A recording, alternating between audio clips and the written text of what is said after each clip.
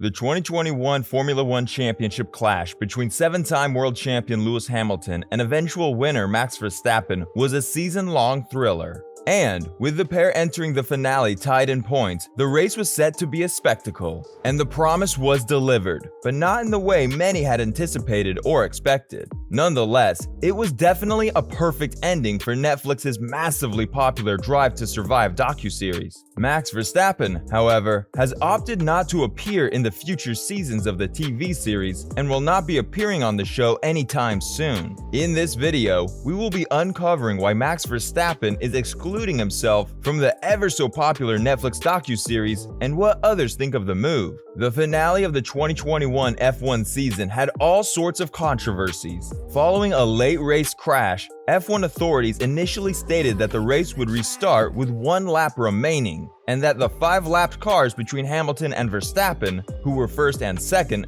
would resume as they were. The decision was then overturned, allowing Verstappen, who had fresher tires, to resume straight behind Hamilton. Verstappen was able to pass Hamilton with relative ease because there was no traffic ahead of him, and he did so, winning the race and his first title. The officiating issue drove Hamilton's Mercedes team to submit repeated protests and appeals. Though it dropped its final appeal attempt, that was not how drivers and teams had anticipated the season would end. Meanwhile, many F1 fans joked about how Netflix's Drive to Survive now has plenty of content for its fourth season, which is set to release in 2022. For them, of course, I guess it was perfect. Verstappen talked about Netflix during a virtual press conference. However, Red Bull Racing's freshly crowned world champion remains largely unimpressed with the docuseries, which has been credited with generating a massive new fan base, notably in the United States. When asked about the possibility of a Netflix ideal conclusion and the streaming service's relationship with Formula One,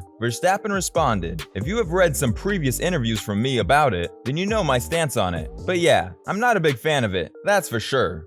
Despite the thrilling championship battle this season, Verstappen's role in the future Drive to Survive season is unknown. Obviously, the show can't afford to overlook the newly crowned champion, but after appearing in earlier seasons of the docuseries, he decided not to return because he felt some parts were fake or overblown for dramatic purposes. "I understand that it needs to be done to boost the popularity in America," Verstappen told the Associated Press, "but from my side as a driver, I don't like being part of it." Verstappen stated that when he participated in earlier seasons of the show, his words were later put to circumstances he was not discussing, and they would fake a lot of stuff. "They faked a few rivalries which don't really exist," he said, "so I decided not to be a part of it and did not give any more interviews after that because then there is nothing you can show. I am not really a dramatic show kind of person. I just want facts and real things to happen." Following the Dutchman's statements, other drivers were questioned about their thoughts on the hit show. Daniel Ricciardo, Verstappen's former teammate,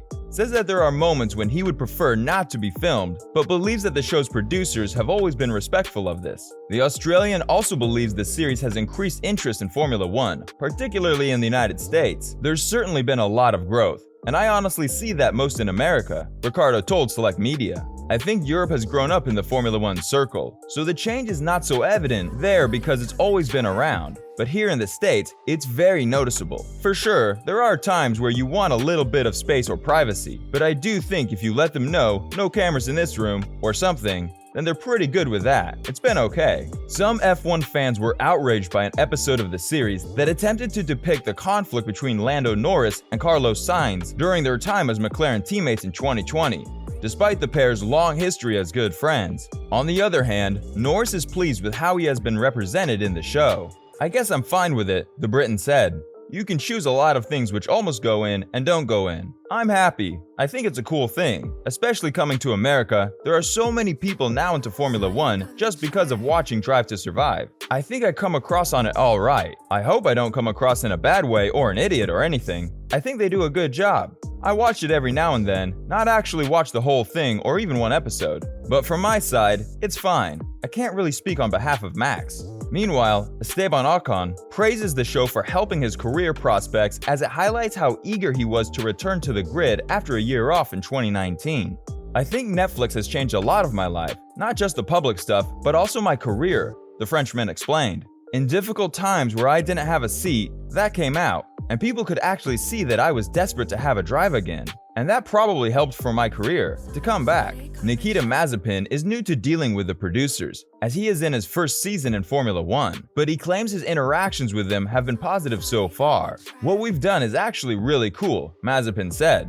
"I tried to do as many normal things as I could with them. We went to my home place, we've been in my university, and loads of other different things, so we actually spent a lot of time together." The Haas driver believes Drive to Survive has been effective in demonstrating that drivers are not robotic, and that they are actually individuals behind the helmets, who are just the same as everybody else. Others on the grid, though, have been less forthcoming with their thoughts on the show. "I haven't watched it. I have no idea what they've done."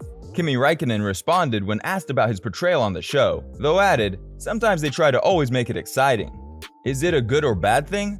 Not sure about it, but everybody can make their own judgment about it."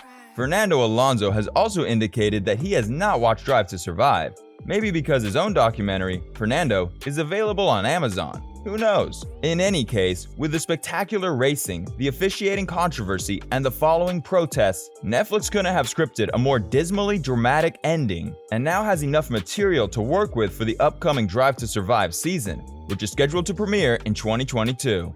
So what do you think? Is Verstappen right in calling out the Netflix show? Let us know your thoughts in the comments below. Also, if you're new to the channel, subscribe and click the notification bell to get notified when we upload more content.